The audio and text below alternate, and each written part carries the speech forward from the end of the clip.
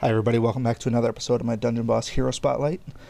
Didn't expect to be doing another one of these so soon after the Sume epic came out, but alas, here we are.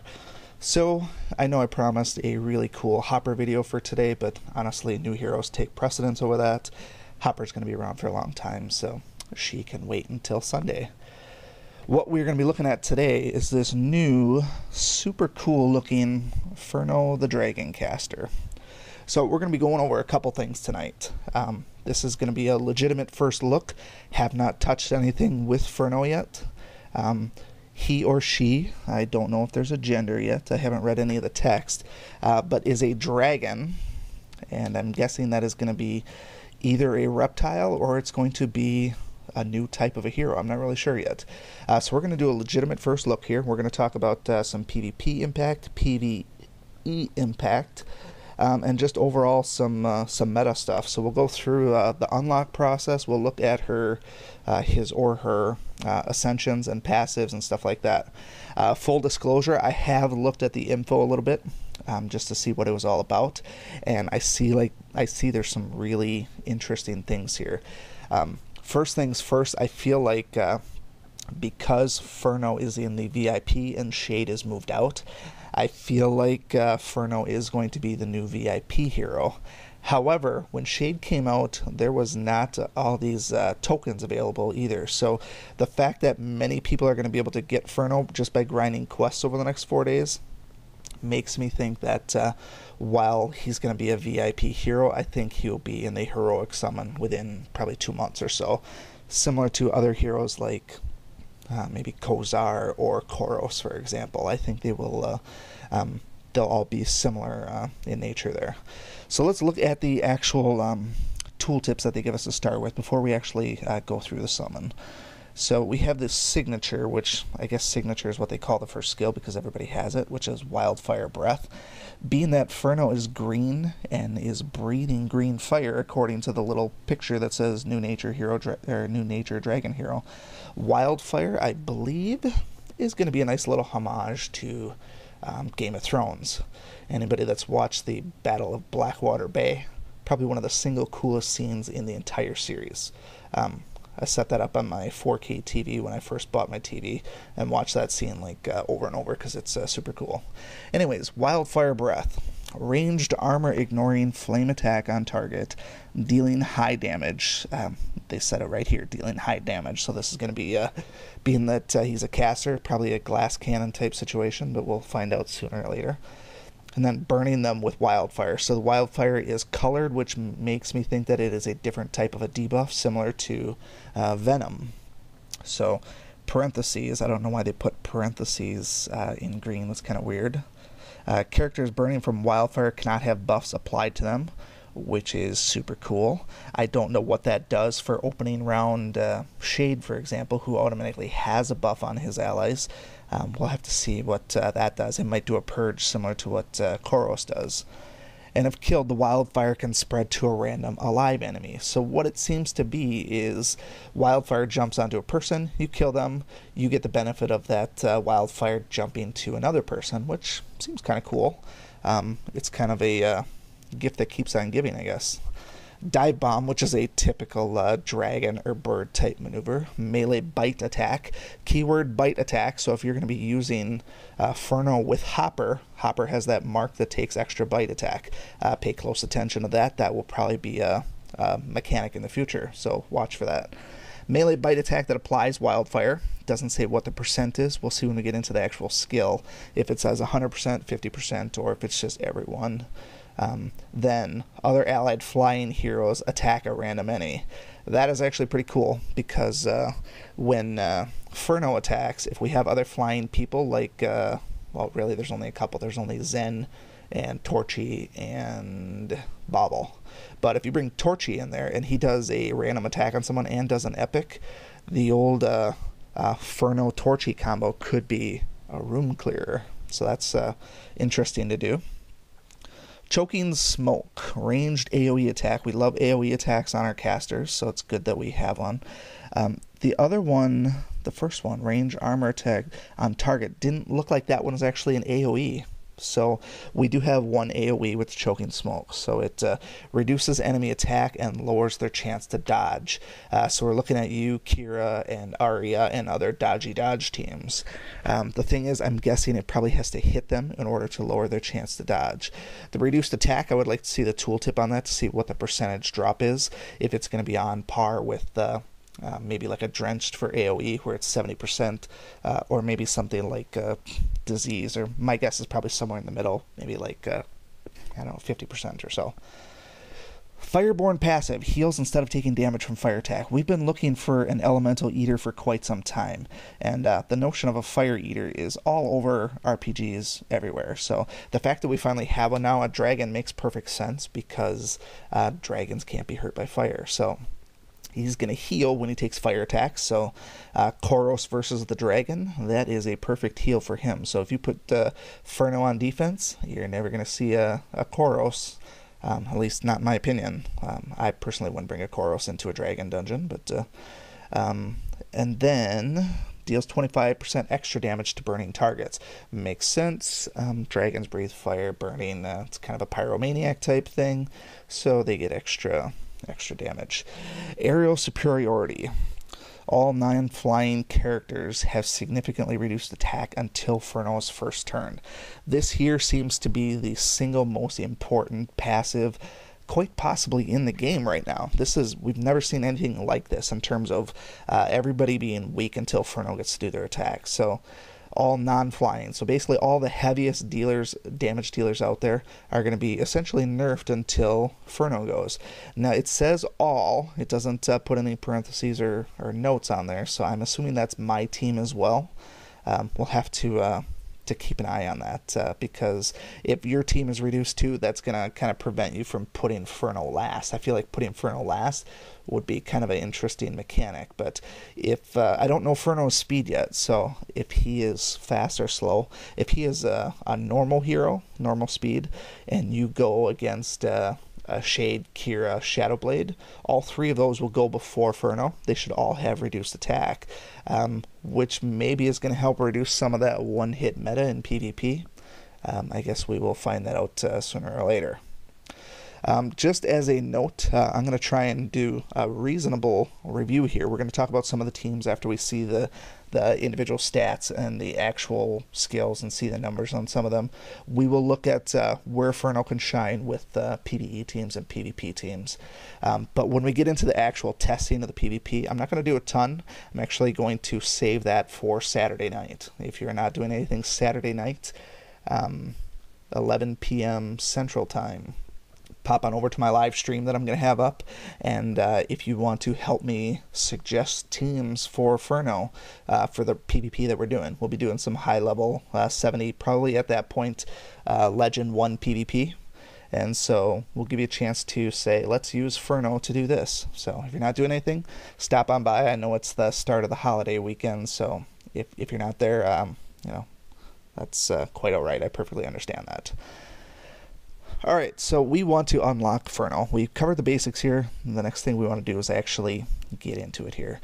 So most of you are probably wondering, and this video is going to cover a bunch of different things. It's going to be the hero spotlight. It's going to be, is it worth it? It's going to be tactical series. It's going to be PvP. We're going to cover a whole bunch of stuff in here.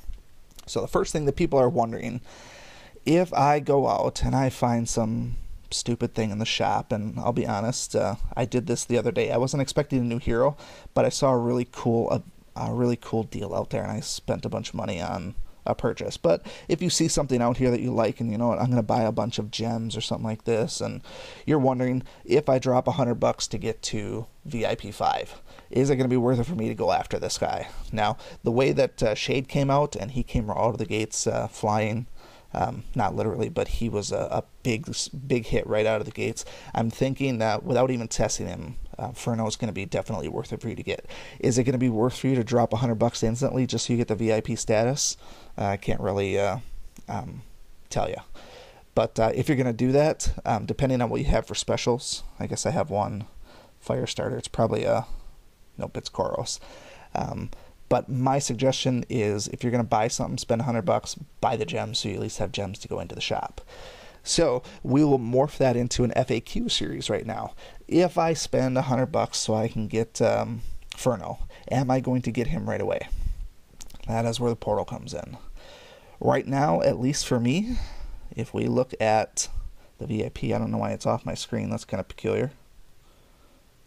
Must be dealing with resolution issues. Anyways, right now, at least for the next 3 hours, Ferno is guaranteed in there. So let's look at the hero drops. Tokens are full unlock.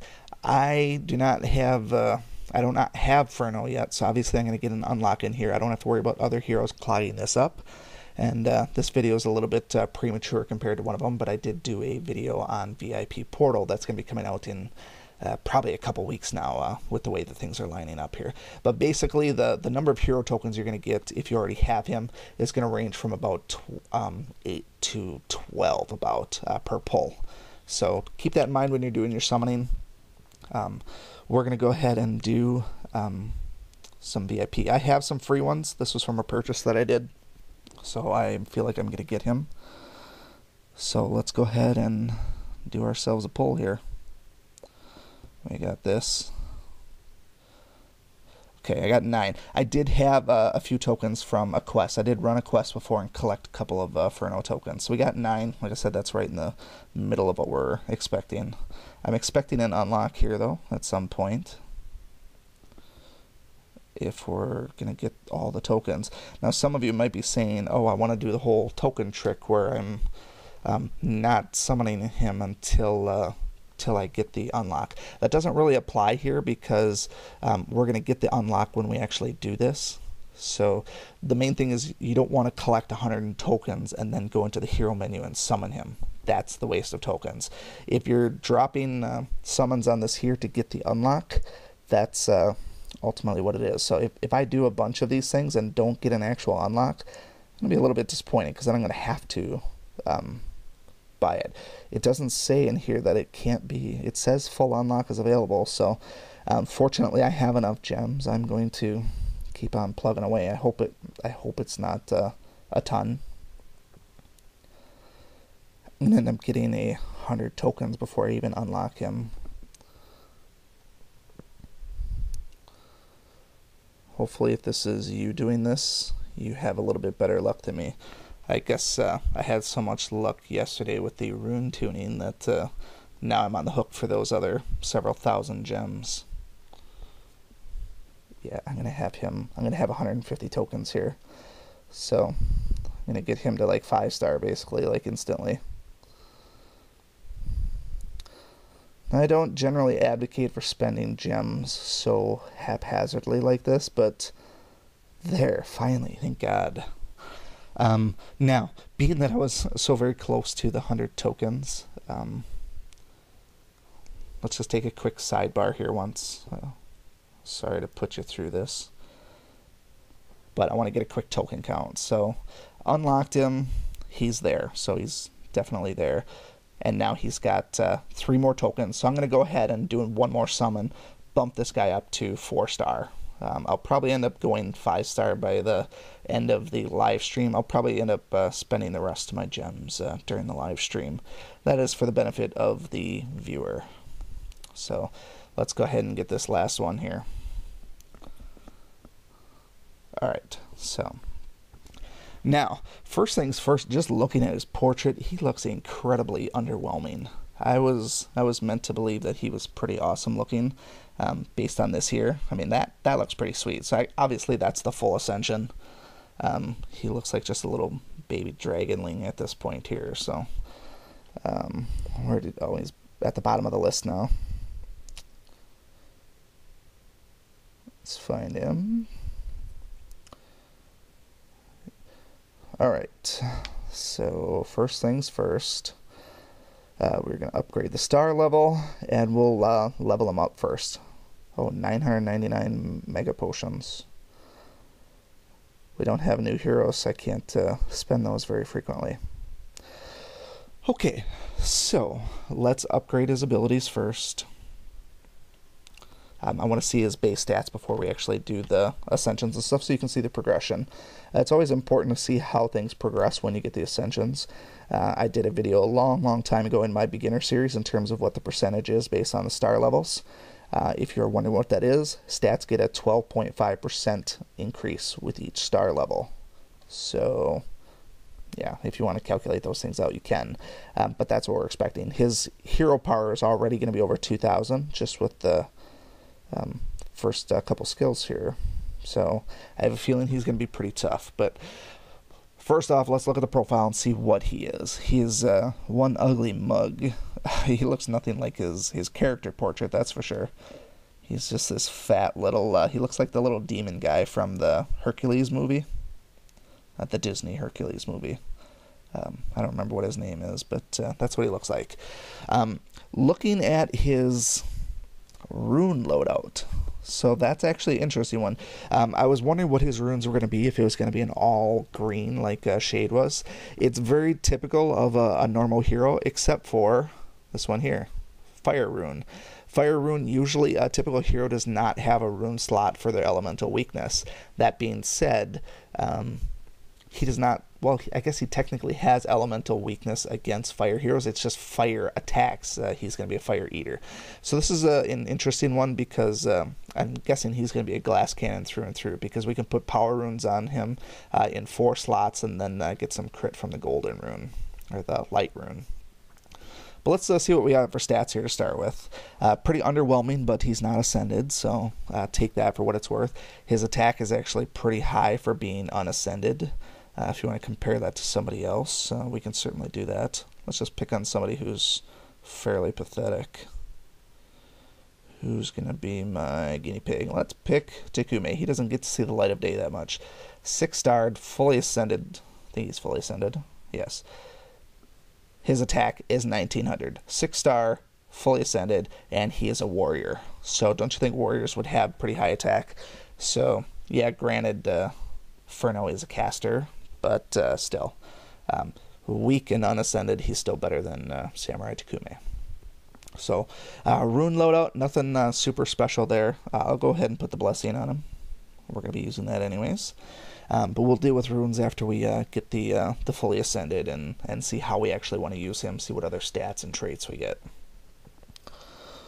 Ascension. First Ascension looks very manageable. It costs 6 of these little K-born, maybe? Incendiary. Not too big of a deal. I was hoping for a reasonable upgrade and not something like Ember where we're looking at like 30 Celestials. I definitely like that. It's going to give him his extra skill, and damaging attacks, burning, have a chance to spread the burn to another random. So, nice little passive there for burning. I like that. Makes you think that he can run with the goblins if you include Squinch in there, who does the pyromaniac thing. Alright, quick glimpse at the stats just for record keeping. We'll just call it 16, 13, 16, 42. Remember those numbers if you want. A really high crit chance to start with. It's kind of nice. 16, 13, 16, 42. We'll do this. He gets himself, apparently, some horns. Alright, not a big deal. 17, 14, 17, 46. So, a little bit of attack, a little bit of defense, a little bit of skill, a little bit of health. Pretty decent there. Next ability, Dive Bomb. Let's upgrade this beast here. Not figuratively, he's a dragon, not a beast. We're ultimately looking at what the damage is. Now, I don't remember any other heroes' basic base damage before their skills take place, but 1500 seems pretty reasonable. Melee bite attack with let's see, chance to add wildfire, all other flying attack as well. So, no percents or anything like that, so it seems this chance to add wildfire, I'm not going to touch on it much, but I'm guessing that is going to be related to skill. A lot of people are hating on skill right now because there's so little information on it, but I'm guessing it's going to relate to his skill in terms of his percent chance to do that. Next, Ascension. A little bit of a bummer. I do not have that capability. How about that? Fortunately, I have enough things to actually craft it. Astral Evos. Let's Let's make this thing here. Alright, so Ascension is a typical 8 and 2. We see that with a lot of heroes. Certainly not an exorbitant amount of Celestial Evos. Very, very manageable. So I'm not going to complain about that. Upgrade gives us Choking Smoke, which is the other thing. This one actually gives us percents, and it tells us what the reduction is going to be.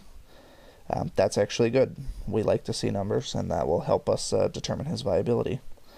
Flying 2, so he gets a further reduction from melee attacks. That's nice. Updraft, flying allies gain plus energy at the end of each round. That is actually pretty cool. Torchy already has some of the single best energy usage in the entire game. You run a dungeon with Torchy, and he's going to have a skill up pretty much every turn. His cooldowns are, I think, 10 for the entire sum. So I think he's going to have, well, I guess. Yeah, it's gonna be good. He's gonna be an important one to have along.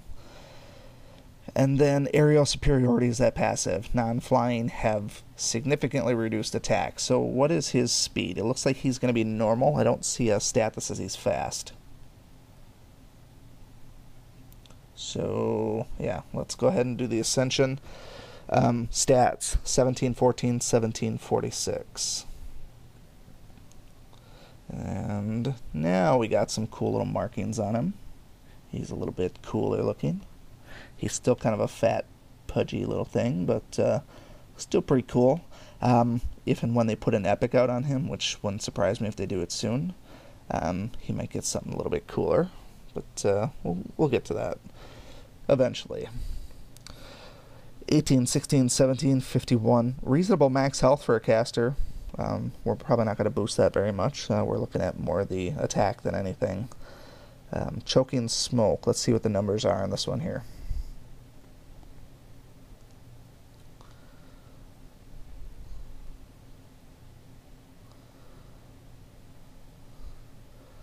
Decent damage, similar to the other one.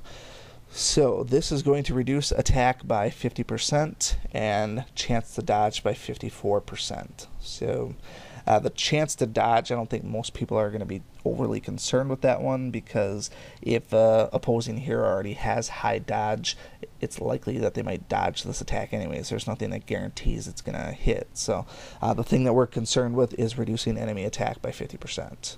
Definitely like that. So now that we have the basics in place here, we definitely need to throw some runes on him if we're going to do some PvP with him. But before we do that, let's look to see where he's going to shine. Synergies off the bat, it does not look like there's anything that's directly going to impact him. He has a couple of synergies that help others, namely Torchy. I feel like Torchy is going to be a go-to here because he is flying.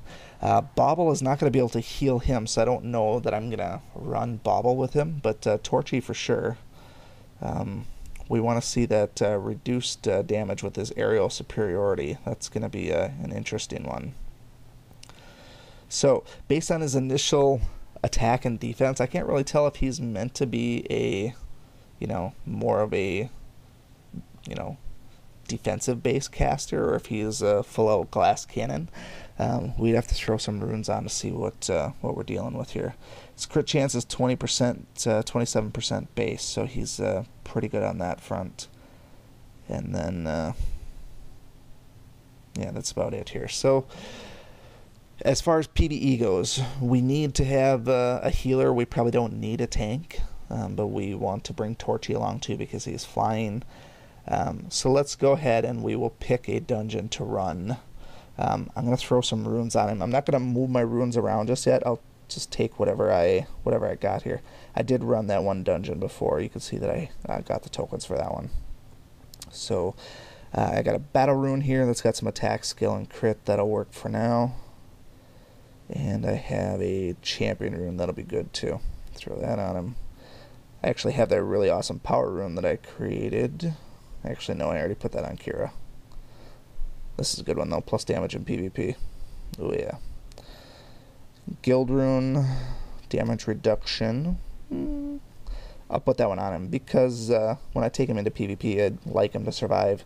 He might still be a little bit flimsy for opening around PvP, but we'll see what that reduced, significantly reduced damage does first. And then Vampiric. Yeah, let's throw that on. Actually, let's check the Duelist. Attack, health. I like that one a little bit better right now. 390 versus 370, 470, 550. Definitely going to use this one.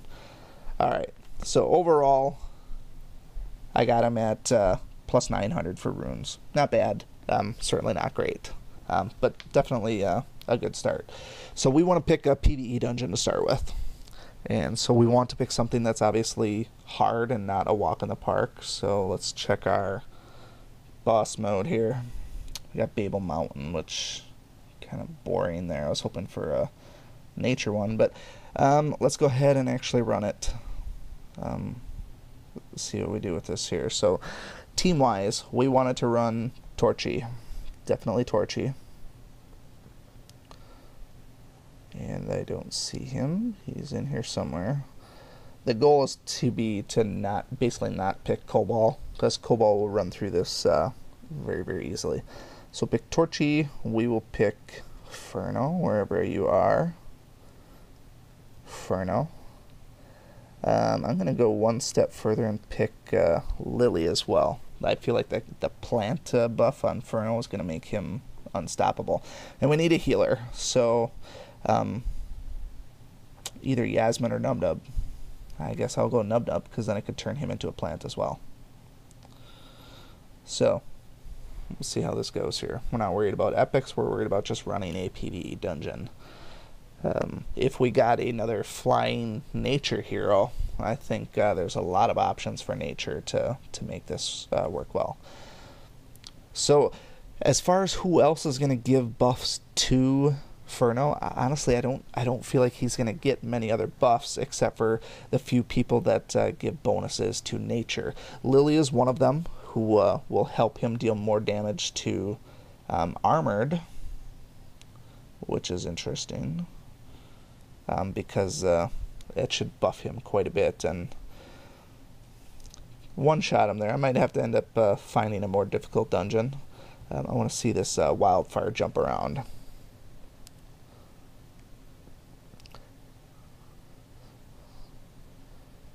But yeah, some of the typical nature heroes, Bulbous or Willow or even Sume, you know, anybody that gives buff to nature heroes.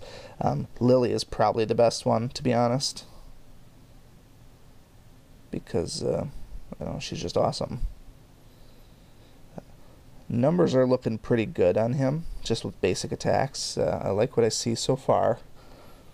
Oh, actually, when he's flying like that, he actually does look like a dragon and not some little fat thing. I wish his standard, you know, flying there, I wish it didn't hide his tail so much. It would make him look a little bit cooler.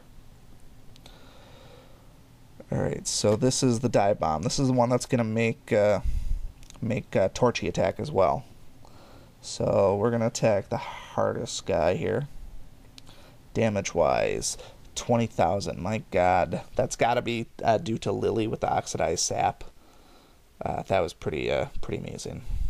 Pretty amazing indeed. Yeah, we're going to have to run a difficult dungeon.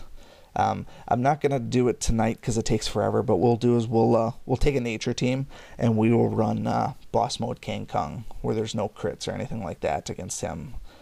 Boss mode King Kong will be a good benchmark because it'll also determine if we got survivability here. So overall, just slow playing this dungeon. I don't think there's going to be anything in here that causes problems. Torchy's surprisingly not doing any epics, but so ranged attack that deals and reduces their attack. This is just going to kill one of these outright, or kills all of them. What I'm not noticing is I'm expecting to see a debuff, actually. You know, this notion of them not having, you know, being weaker until it's his turn. I wish I could see where that was, because it's not actually showing it. So I don't really know how much weaker they are.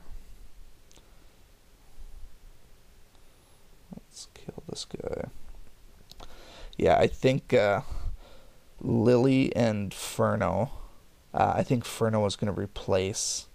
He might even replace Viperia for some of the defenses, because if he's going to always be able to get his attack off because everybody else is going to be weak and not be able to kill him, he's going to deal some serious single target damage. But I guess, I mean, the Oxidized Sap from Lily is against Armored, but still. I do love that extra energy. Basically, you get two energy back each turn instead of one. And that's for Torchy only, but, it is what it is. Love the follow-up there. Now let's turn him into a plant. What I'm going to do is I'm going to save my stuff here. He's not going to be fully grown as a plant when I get to the final boss room, which is too bad, because I would like to see him with 8 stacks of plant growth and just one-shot that entire group. Since he's a caster, he doesn't have any nice little pause for a turn team buffs or something like that where I can let them actually attack. I still don't think I've seen an epic this entire match from Torchy.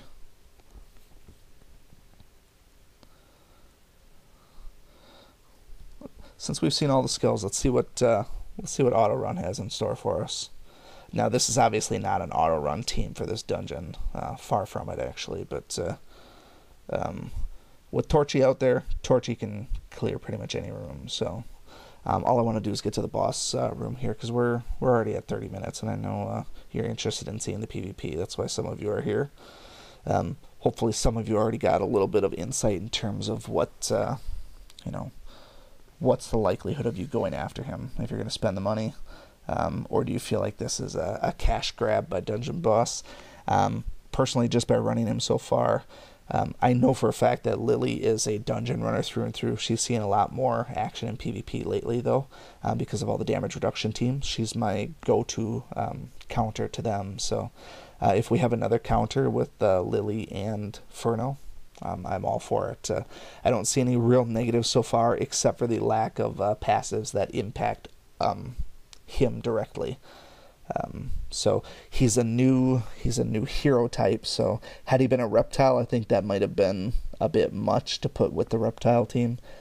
Same with monsters. He would have got a big boost from I don't remember who gives it. Maybe Phenol or Femus. One of them gives 10% monsters basically.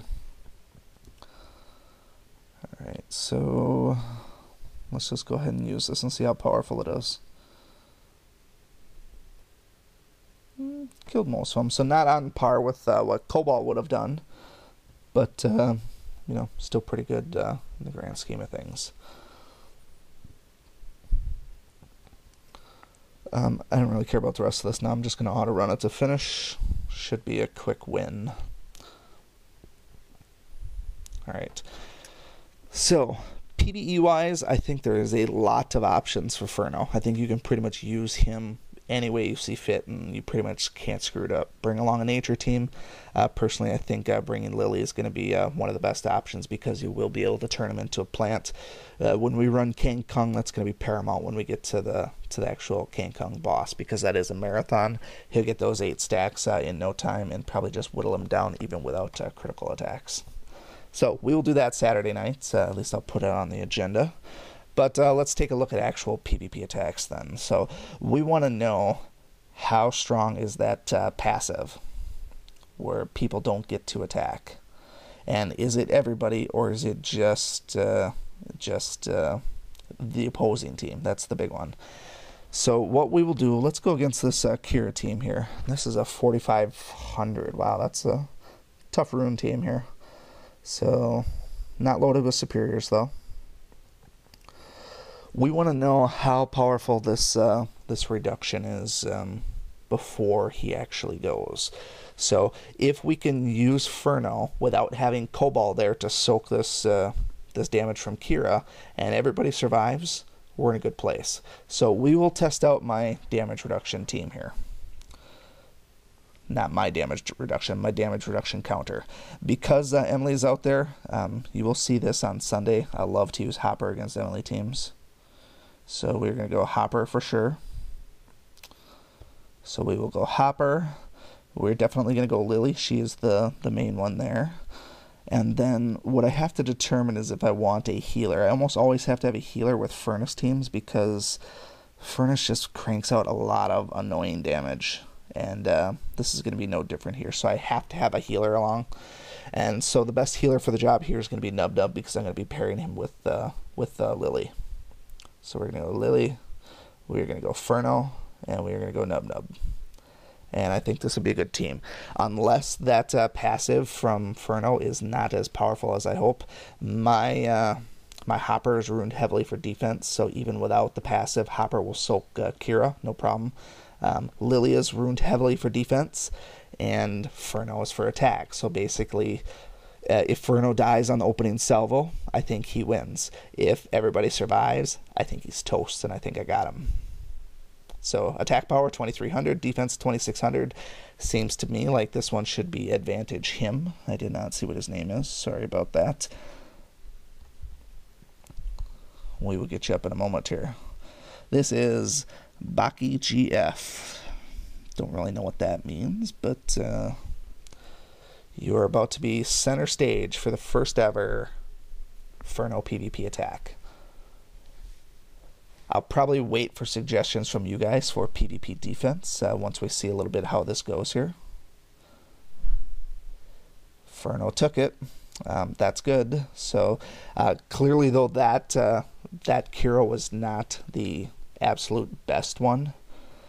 Here's our attack, though. So that's what I wanted to see. Reduced attack. Maybe that was just a PvP mechanic and not a PvE one. It didn't say that in the tooltip, I don't think, but that makes me believe that he is a attacker. But notice my other guys have it as well. But fortunately, Hopper and Lily are not attack-based anyway, so I'm not really losing anything there. We're just waiting our turn for Ferno to do whatever he wants to do. It's gonna be pretty fun to do. Disease on Kira. Can't have asked for anything better than that because that will protect me for one more turn. Fortunately for us, we get a little bit of heals here. And also fortunately for us, lowered attack doesn't impact our healing. So Nub Nub's going to heal everybody to full strength. Oh, damn days. That's a bummer. This is going to be a bit underwhelming now. Because Furnace isn't going to be able to take debuffs. I feel like it's kind of pointless to do it. But I also can't purge it, so what are we going to do, right? Hit. Damage times 2, I like that. Alright, let's get these guys back up to full health. Once we get a couple of stacks of plant growth on Lily, this is why I use her for damage reduction. If you can take out their main damage dealers, you're pretty much made in the shade, because Lily becomes almost indestructible as a damage powerhouse absorber. So this is looking positive for us. Man, they just have a hard-on for Ferno, don't they? See how that extra damage on Furnace? That's what I'm talking about. So, there we go, nice little cleanse. When I use these Hopper teams and Lily teams against these guys, it does look a little bit bleak at times. But Furnace is done now, so I mean, now it's just a matter of who do we want to go after. We got some good stuff to deal with here, so we could either... Ferno does bite damage, so remember I said with Hopper that was going to be a good mechanic to pay attention to. If his skill isn't up, I'm going to be doing a bite attack anyways, so it makes sense to get that mark out there. Normally I would have used that Soul Stealer and taken that extra fire boost from Kira, but honestly I felt like Kira was going to be dead after this turn anyways, so it didn't really matter. He wasn't going to hit me with it.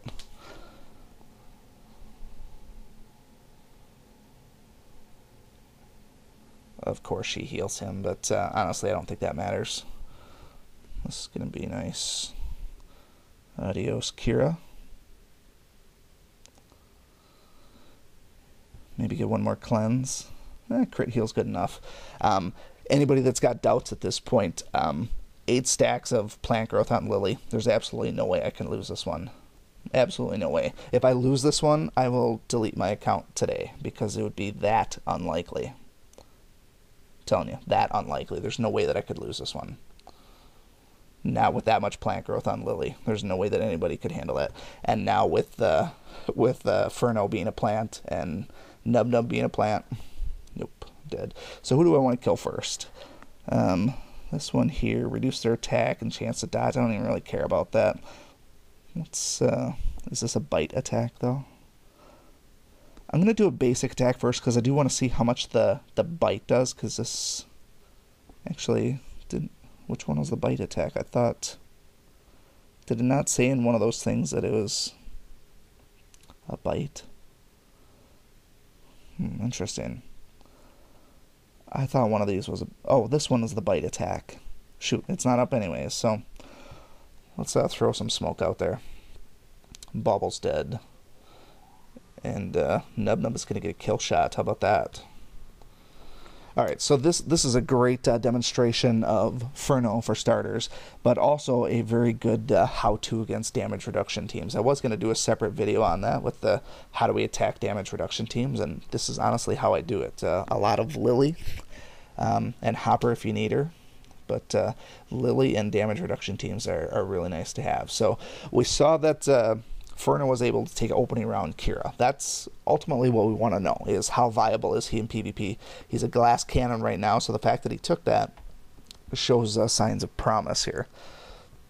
We want to see if there's anybody else that can go here. So another 4,300 one.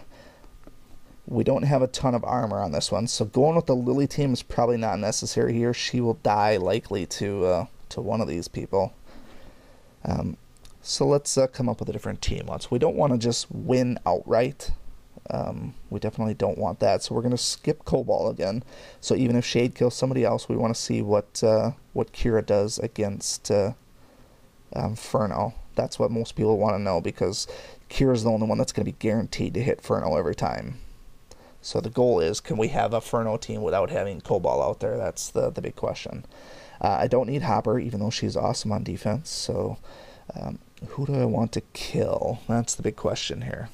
So it makes sense that I should bring my big hitters, because I also want to win this raid. I do have a little bit of a streak going, not a huge one, but I also do want to win. So I'm not going to bring a weak team just so I can showcase Ferno. That'd be poor. So what I will do, I'm not going to use. I was thinking about using Rocky so he can get the double turn. But the thing is, I want to see if he can soak that Kira hit. So I'm gonna not do that route there. So I will go with. Let's do this. We'll see if Shade targets Ember. My Ember is 1 star. I only use her for her Fireman, which basically doubles her damage, which is pretty amazing.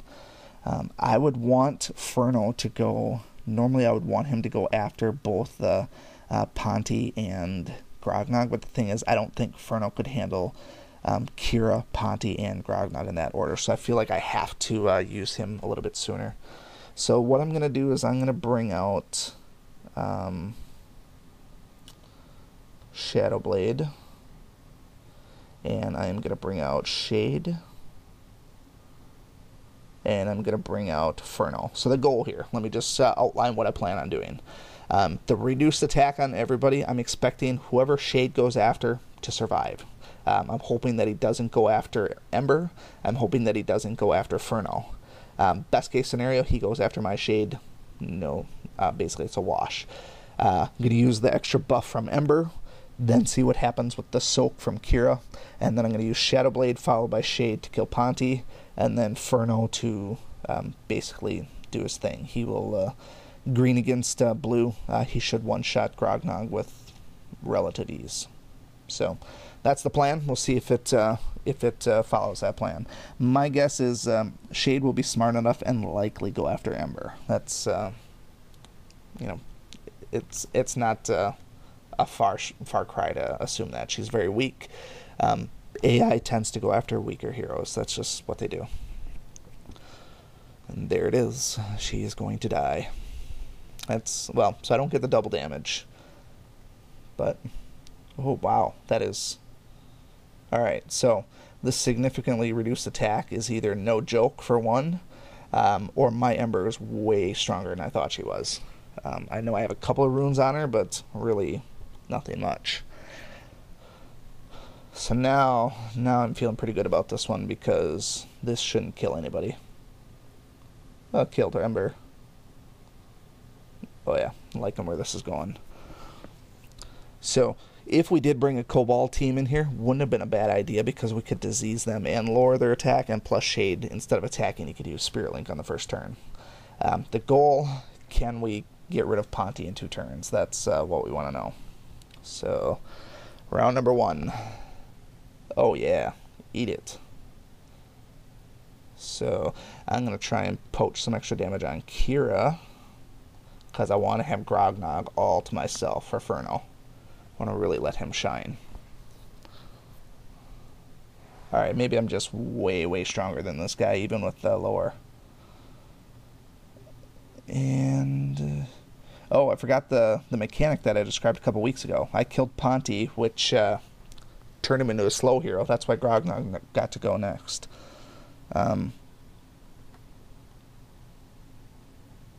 No chance to crit. So we're going to see some base attack out of Ferno. See what he's got without crit. So a little bit of a bummer there. I forgot about that mechanic, which a lot of people do, which is why Ponty finds his way in PvP defense.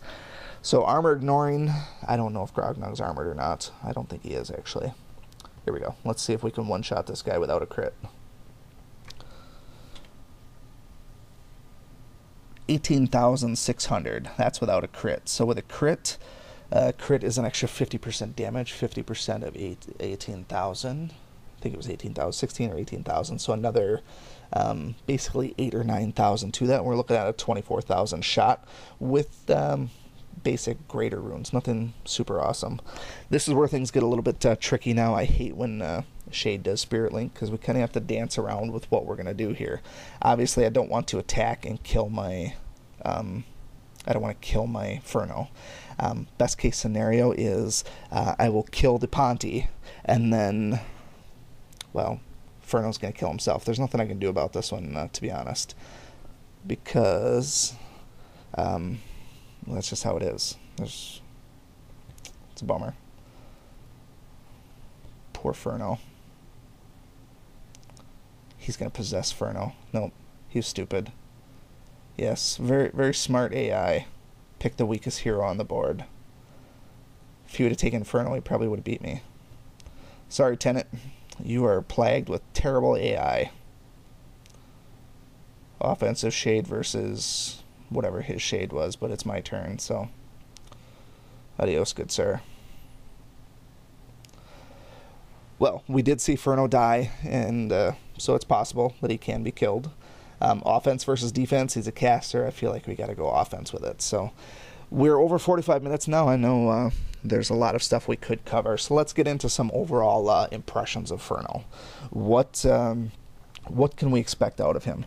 Runed heavily with superior runes. I feel like maybe a little bit of balance might be in order, but that damage soaking seems like it's no joke. If he was able to soak Kira and have half of his life left, I feel like that's going to be pretty good stuff there. So if we can have a caster team without having Cobalt on there, I think that's very promising. Other first impressions, if we go back out to his actual hero profile, like I said, PvE, I could talk about that all day. I think pretty much any team is going to work well with him. I don't know about PvP defense yet. That whole notion of everybody having weaker attack until he goes kind of makes me think you have to put him in the first normal speed. Is that going to make it so that we have no fast heroes on defense? That might be the first team that actually has no fast heroes on defense that's actually viable, because maybe he's not killable. But the thing is, we saw that my Shade and my Shadowblade killed Ponty, so anybody that has a high-powered Shade and Shadowblade and even Kira, they're going to end up killing him if you don't put any fast heroes out there. So I still would never endorse that sort of a setup. But putting him on your PvP defense is risking your initial AI. Now, if you use a heavily defensive Shade, great option, because you're not losing really any attack. Your attack comes from Shade possessing somebody else. I don't see a lot of defensive Kira, so that's kind of pointless out there. If you want to just keep Kira alive for the turn until after Ferno goes, that's probably the best option. But yeah, let's go back to his page once here. we have to remember, first off, this should go without saying, but I'm going to say it anyways. Ferno right now is only 4 stars, so we have an extra 12.5% for the next star and 12.5% after that for the next one, which basically means these stats are going to get pretty well. His, if we increase the stats by 10%, that's another 400, so that's going to put him at 4,400, and another 10% after that would be another 440, which would be almost 5,000 attack. It's pretty awesome for a caster. So he's going to be pretty powerful when he gets to 6 star. So he's going to be definitely tough. So even though there aren't many passives that benefit him in general, he seems like he's going to be more of a team player with the stuff that he has. I don't know if this is going to bring more Torchies into the mix with these things here. Defensive Torchy might be a good one to have, because now you're getting an option to have Torchy out there. Defensive Torchy, though, I don't really know about that, because with the energy gaining here, Torchy's always going to have a skill up. I don't know if that's necessarily a good thing on PvP defense. We would want that on offense, where we can keep on cranking out that the epic chances. The Fire Eater thing is another big one. I don't know how many people are going to try and bring Koros against a Ferno team. Like I said, I personally am not going to. And then the Wildfire is actually pretty cool, but I didn't really see that as being a high impact thing in PvP so far, because the matches go so fast. So, alright, so where do we stand? I guess after this first little rundown here, this first playthrough, I would personally endorse Ferno. I'm definitely on board with him. I'm going to beef him up a little bit more. I'm definitely going to do some more PvP attacks to see what sort of other teams we can take down. My big one right now that I want to see is, can Ferno stack up against one of those hardcore attack ruined hoppers? Those are one of the toughest teams to take down without a damage reduction team. Could a fully legendary superior hopper kill him with that reduced damage? Probably. We'll look at that on Saturday night if we find a couple of teams like that. So my seal of approval is definitely on Ferno. Obviously, for some of you, if you're not VIP, you're going to have to spend a little bit of money. But if you go all the way back to my Why You Need Shade Right Now videos, you'll know that if you got Shade way back when he first came out, you were definitely ahead of the curve, and you had some serious months of advantage in PvP and such. So I feel like Ferno is going to be that as well. Now, I'm not paid to say that, but I feel like he is going to be a very, very good hero. I don't know about nerfs yet. We're going to see how that goes with the first couple of weeks, I guess, as far as this attack or that attack doing too much damage or not enough damage or something not working properly. We'll let the community assess that. But there's going to be a lot of people trying him out. You're going to see him all over the game so far, shared heroes and such. I will put him as my shared hero as of now, so that you guys can, if you happen to be friends with me, you can get a quick look there. Alright, shared hero.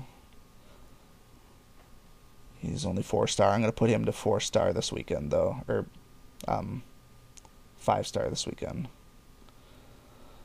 But I don't really have anything else to discuss here. I mean, like I said, I think he's going to be a great hero. If you have any questions, comments, concerns, rune theory for him, things like that, definitely leave notes in the comments. Feel free to put out your opinions. Let me know if I missed anything significant as far as really nice synergies or anything like that. And we will definitely keep an eye on him in the near future. So until then, that's going to wrap up this video. If you stuck it out, if you've stuck it out this long to the end of the video, I'm going to hit you with a shameless plug.